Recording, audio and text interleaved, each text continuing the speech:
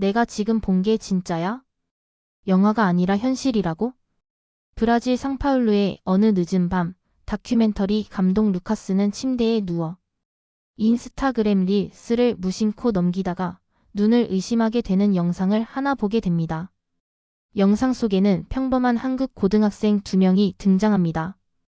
한 명은 청각장애인, 그리고 다른 한 명은 AI 자동 수어 번역기를 착용한 채 친구와 농담을 주고받고 있었죠. 자막 없이도 자연스럽게 의사소통을 하는 두 학생.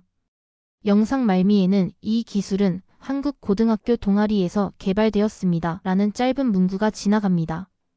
세상에, 이건 영화도 아니고 드라마도 아니었습니다. 지금부터 그 놀라운 이야기를 시작합니다. 그 전에 잠깐 좋아요와 구독은 영상 제작에 큰 힘이 됩니다. 안녕하세요. 저는 브라질 상파울루에서 다큐멘터리를 제작하고 있는 루카스라고 합니다. 제 직업은 현실 속에서 놓친 이야기들을 찾아내어 조명하는 일입니다. 기술과 사람, 교육과 사회 변화, 그런 주제를 늘 줬으며 세상을 누비고 다녔습니다. 그러던 지난달 어느 날 밤, 늘 그렇듯 편집을 마친 뒤 인스타그램을 넘기던 중이었습니다. 뻔한 댄스 챌린지, 여행 사진, 광고 영상들이 줄줄이 지나가는 와중에 어느 한 영상에서 제 손가락이 멈췄습니다. 영상은 단순했습니다. 한국의 고등학생 2명이 교복을 입은 채 웃고 있었습니다. 한 명은 청각장애 학생이었고 다른 한 명은 뭔가 기기를 착용하고 있었습니다. 그 기기에서 번역된 음성이 흘러나왔고 두 학생은 아무런 장벽 없이 농담을 주고받았습니다. 이 순간 저도 모르게 중얼거렸습니다. 이게 영화가 아니라고? 영상 하단 자막에는 이렇게 적혀 있었습니다. 이 기기는 서울의 한 고등학교 동아리에서 직접 개발하였습니다. 저는 충격을 받았습니다. 아니, 더 정확히 말하자면 멍해졌습니다. 지금까지 다양한 기술을 접했지만 이건 달랐습니다. 누군가를 위한 진심에서 출발했고 그것이 기술이라는 언어로 구현된 형태. 더 놀라운 건 이걸 고등학생이 만들었다는 사실이었습니다. 실리콘밸리도 구글도 MIT도 아닌 동아리에서 저는 그날 밤부터 한국에 대한 검색을 시작했습니다. 한국 고등학교 AI 프로젝트, 한국 수업 번역기 학생 개발, AI 교육 아시아 최고 수준, 한국 기술 교육 실태. 저는 말 그대로 한국이라는 나라에 빠져들기 시작했습니다. 그리고 하나둘씩 제가 지금까지 알지 못했던 놀라운 사실들을 발견했습니다. 한국의 고등학생들은 전국 대회는 물론이고 국제 대회에서도 AI나 IoT 프로젝트로 수상하고 있었고 학교에서는 문제 해결형 교육과 프로젝트 기반 학습이 활성화되어 있었습니다. 예를 들어 어느 여고생은 시각장애인 할머니를 돕기 위해 GPS와 음성 안내가 통합된 스마트 지팡이를 만들었고 어떤 중학생은 미세먼지 수치를 실시간으로 분석하는 웹 플랫폼을 만들었다고 합니다. 어떻게 이게 가능하지? 학생들이 저 정도 수준이라고? 처음엔 믿기지 않았습니다. 하지만 자료는 명확했고 제 눈앞에 펼쳐진 현실이었습니다. 저는 이내 확신하게 되었습니다. 한국은 지금 우리가 꿈꾸는 미래를 실현 중이다. 이건 꼭 직접 확인해야겠다고 생각했습니다. 단순한 기사나 영상으로는 안 되겠더군요. 현장에 가서 그 사람들을 만나고 그 기술을 체험하고 그 교육 환경을 두 눈으로 확인하고 싶었습니다.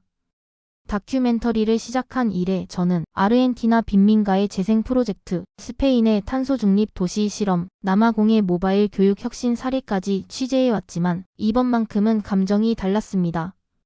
저는 카메라 하나, 노트북 하나, 배낭 하나를 챙겨 바로 항공권을 검색하기 시작했습니다. 예산을 확인한 순간 잠시 망설였지만 이건 놓칠 수 없는 기회였습니다.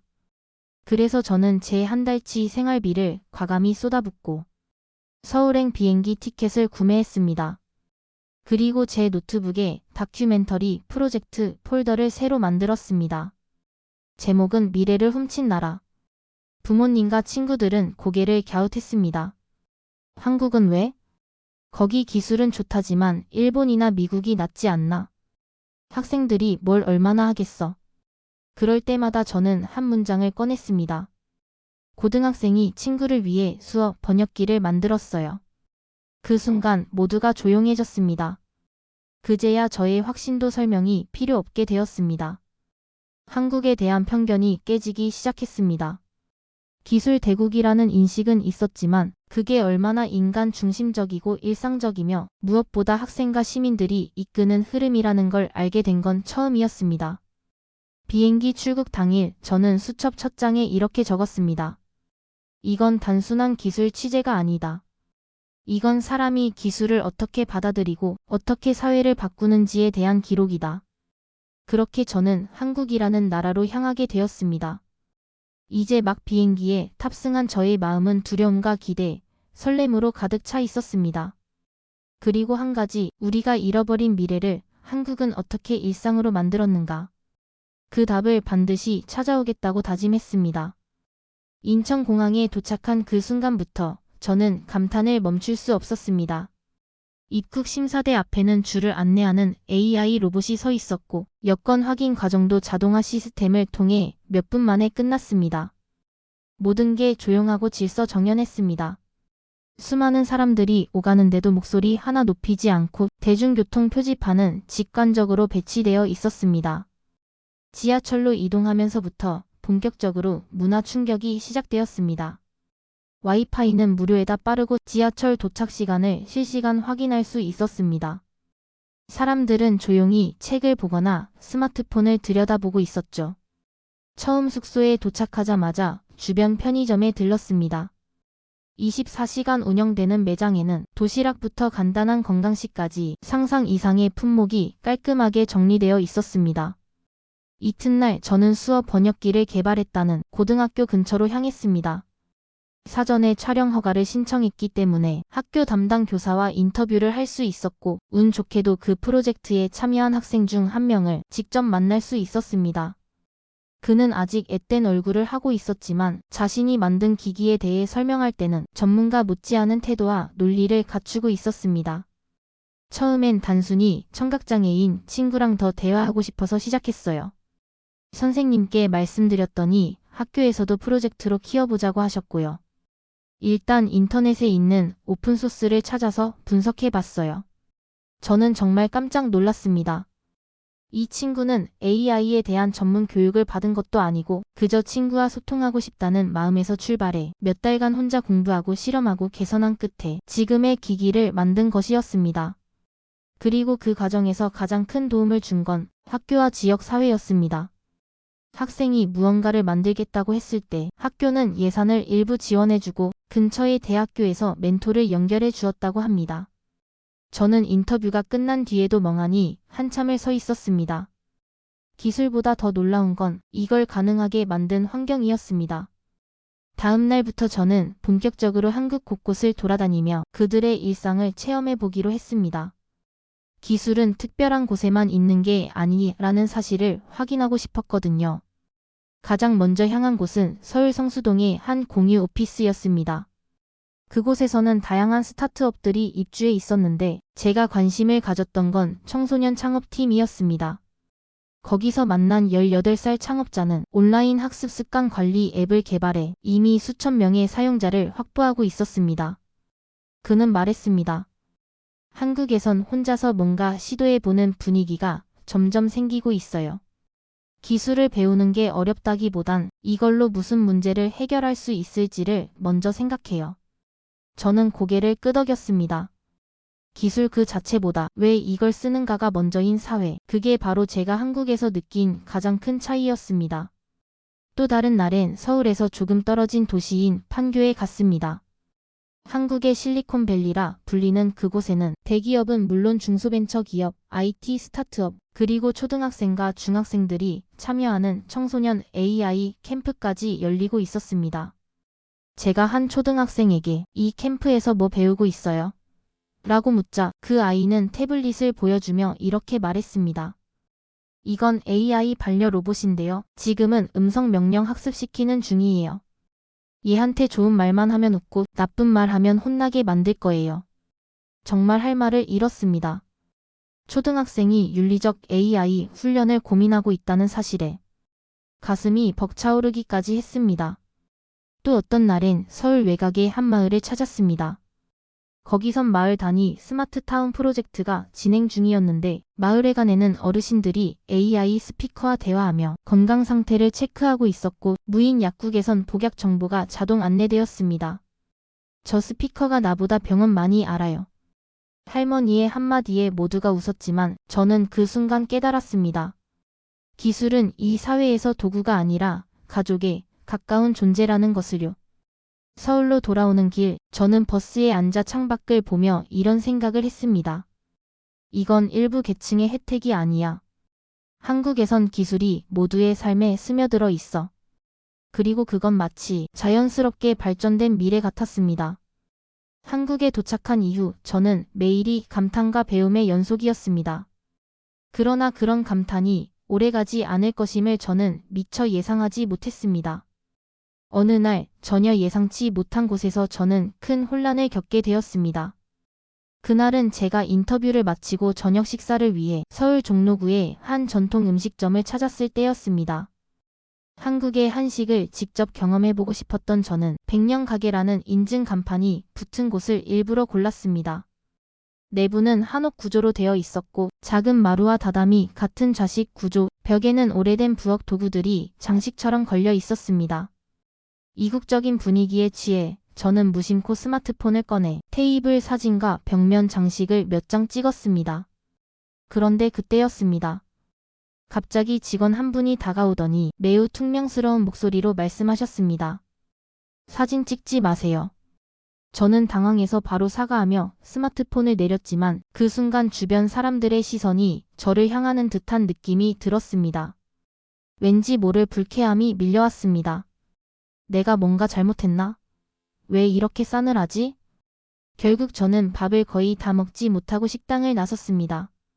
그날 밤 숙소로 돌아온 저는 깊은 고민에 빠졌습니다. 한국 사람들은 친절하다는 말을 수도 없이 들었고 직접 경험한 대부분의 만남도 따뜻했는데 왜 오늘은 이렇게 다른 감정을 느낀 걸까요? 그 일은 단순한 한 번의 에피소드였지만 그 이후로 저는 괜히 주변을 의식하게 되었고 길을 걸을 때에도 눈을 마주치면 움찔하곤 했습니다. 심지어는 내가 환상을 가진 걸까? 라는 의심까지 들기 시작했습니다. 이틀 후 저는 서울대학로 근처의 한 카페에 앉아 촬영했던 영상을 정리하고 있었습니다. 그때 한 대학생이 저를 알아보고 조심스럽게 다가왔습니다. 혹시 루카스님 맞으시죠? 유튜브에서 봤어요. 한국 고등학생 다큐멘터리 찍으러 오셨다고. 저는 놀라면서도 반가운 마음에 웃으며 맞았습니다. 그리고 자연스럽게 대화를 이어가던 중 며칠 전 있었던 음식점 사건을 털어놓게 되었습니다. 그 대학생은 제 이야기를 듣고 고개를 끄덕이며 말했습니다. 아, 그 가게요? 거기 얼마 전에 도찰 사건 있었어요. 그래서 최근에는 영상 촬영에 예민하게 반응하신다고 하더라고요. 그 말을 듣는 순간 제 머릿속에서 그날의 퍼즐 조각이 맞춰지기 시작했습니다. 아무런 설명도 없이 불쾌하게 느껴졌던 그 상황이 사실은 저에 대한 개인적인 거부가 아니라 최근 사건으로 인한 경계심이었다는 것을 깨달았습니다. 아, 내가 오해했구나. 그날 밤 저는 큰 깨달음을 얻었습니다. 제가 지금까지 본 친절한 한국과 그날 느꼈던 차가운 시선은 서로 충돌하는 게 아니라 다층적인 현실이었을 뿐이었습니다. 그 사건 이후 저는 더욱 조심스럽고 겸손한 시선으로 한국 사회를 바라보기 시작했습니다. 그리고 마침 서울대학교 공가대학 교수 한 분과의 인터뷰 일정이 잡혔습니다. 인터뷰 당일 교수님은 저를 조용한 연구실로 안내하며 이렇게 말씀하셨습니다. 한국이 특별하다고 느끼셨다면서요? 저는 지금까지 본 것들, 학생들이 만든 기술, 일상 속의 AI와 IoT 시스템, 그리고 최근 겪은 오해까지 모두 솔직히 말씀드렸습니다. 교수님은 잠시 웃으시더니 노트북 화면을 제게 보여주셨습니다. 그 화면에는 한국의 경제 성장률, 스마트 도시 프로젝트, AI 관련 특허 등록수, 학생 창업수가 빼곡히 정리되어 있었습니다. 그리고 이어진 교수님의 말은 저에게 또 다른 전환점을 안겨주었습니다. 사람들은 흔히 한국을 기술이 앞선 나라라고 말합니다. 하지만 본질은 기술이 아니에요. 우리는 단지 불편함을 잘 참지 못하는 사회일 뿐입니다. 네? 예를 들어볼게요. 지하철에 사람이 너무 많다. 급행 열차 만듭니다. 약국에서 대기 시간이 길다. 무인 약국 실험합니다. 아이들이 불안하다. 초등학교에 AI 돌봄 시스템 도입합니다. 이게 반복되다 보니 기술이 선택이 아니라 생존 방식이 된 거죠. 저는 그 말을 듣고 잠시 말을 잃었습니다. 그동안 제가 기술 강국이라 느낀 이 나라는 사실 참지 않는 사람들이 만든 결과였던 겁니다. 그래서 한국에선 기술이 일상이 될 수 있었던 거군요. 네, 기술은 도구고 태도는 문화입니다. 그날 인터뷰를 마치고 나오는 길에 저는 처음으로 한국이라는 나라가 단순한 하드웨어 강국이 아니라 사회 전반이 문제를 민감하게 인식하고 빠르게 대처하는 문화 위에 세워진 나라라는 걸 실감했습니다. 마지막 촬영을 위해 저는 한국 남부의 한 시골 마을로 향했습니다. 그곳은 부산 외곽에 위치한 작은 마을이었고 아직은 덜 기술화된 곳일 거라는 제 막연한 기대가 있었습니다. 하지만 그 기대는 도착하자마자 깨졌습니다. 마을회관에서는 어르신들이 AI 스피커와 함께 아침 요가 수업을 듣고 계셨고 근처 중학교에서는 학생들이 자율주행 셔틀버스를 타고 학원에 다니고 있었습니다. 무인 택배함, 원격 진료 부스, 태양광 전력 관리 시스템까지 이 조용한 시골 마을은 사실상 미래 도시의 축소판이었습니다. 저는 그 풍경을 드론 카메라로 담으며 지금까지의 여정을 천천히 정리해보기 시작했습니다. 서울에서 시작해 전국 곳곳을 누비며 만난 사람들과 기술들. 처음에는 단순한 호기심이었지만 지금은 존경과 감동이라는 말 외에는 표현할 수 없었습니다. 그날 밤 촬영을 마치고 숙소에서 마지막 내레이션을 녹음했습니다. 제 수첩을 꺼내 펼치고 그동안 메모했던 문장들을 모아 한 문장으로 정리했습니다. 내 친구들은 늘 이렇게 말했습니다. 미래는 먼 이야기야. 하지만 한국을 보고 저는 확신하게 되었습니다. 한국은 그 미래를 훔쳐다가 아주 조용히 아주 겸손하게 일상으로 바꿔버렸습니다. 그리고 다음 날 브라질로 돌아가는 비행기에 올랐습니다. 기내에서 내내 편집 계획을 구상하며 이 다큐멘터리를 어떻게 담아내야 할지 고민했습니다. 기술 이야기가 아닌 사람 이야기로 AI가 아니라 공감과 태도 중심으로 도착하자마자 저는 편집실에 틀어박혀 거의 한 달간 작업했습니다. 영상을 보고 또 보고 자막을 붙이고 배경음악과 타이밍을 하나하나 맞춰가며 한국을 오해 없이 보여주는데 초점을 맞췄습니다. 그리고 마침내 제 유튜브 채널에 다큐멘터리를 업로드했습니다. 제목은 그대로 미래를 훔친 나라.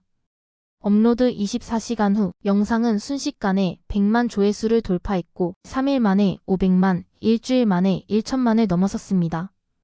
댓글은 세계 각국에서 쏟아졌습니다. 우리나라 교육부는 지금 이걸 봐야 합니다. 미국. 왜 우린 이런 기술을 못 쓰는 걸까? 프랑스. 한국 학생들 진심으로 존경합니다. 독일. 이건 기술이 아니라 태도의 문제다. 브라질. 브라질의 국영방송에서는 이 다큐를 정식 보도했고 제가 소개한 수어 번역기 프로젝트는 해외 청각장애인 커뮤니티에서도 큰 관심을 받았습니다. 독일의 GDF 방송국에서는 한국의 평범한 미래 시리즈를 별도로 제작하기 시작했고 프랑스의 교육청은 제 다큐멘터리를 교사 교육 콘텐츠로 채택했습니다. CNN은 저를 인터뷰했습니다. 한국의 어느 부분이 가장 인상 깊었냐는 질문에 저는 이렇게 대답했습니다. 기술이 아니라 사람입니다. 기술은 세계 어디에나 있지만 그것을 얼마나 자연스럽고 인간적으로 받아들이는가는 전혀 다른 차원의 문제거든요. 루카스 효과라는 해시태그가 트위터를 점령했고 수많은 나라의 젊은이들이 한국을 검색하고 AI 기술과 교육에 대한 관심을 갖기 시작했습니다. 한국의 한 고등학생은 제게 이렇게 메시지를 보내왔습니다. 제가 만든 프로젝트가 이렇게 멀리까지 전해질 줄 몰랐어요. 감사합니다, 루카스님. 그 순간 저는 눈시울이 붉어졌습니다. 내가 찾은 이야기가 단지 감동적인 영상으로 끝나는 게 아니라 어떤 사회의 방향을 바꾸는 작은 씨앗이 될 수 있다는 것을 느꼈습니다. 지금 저는 새로운 프로젝트를 준비 중입니다. 이번에는 한국이 아닌 다른 나라들 속에서 잃어버린 미래를 다시 꿈꾸게 만드는 청년들을 찾아다닐 생각입니다. 하지만 제 마음 한켠엔 늘 한국이 있습니다. 언젠가 꼭 다시 돌아가고 싶고 한 사람의 시민으로서 한국을 경험해보고 싶습니다. 마지막으로 다큐멘터리 말미에 담았던 제 나레이션으로 이 이야기를 마무리하고자 합니다. 우리는 종종 미래를 거창하게만 상상합니다. 하지만 진짜 미래는 친구의 손을 잡아주는 기술, 노인을 위한 조용한 안내음, 아이의 질문을 끝까지 들어주는 AI 같은 것 아닐까요? 한국은 바로 그런 미래를 살아가고 있었습니다.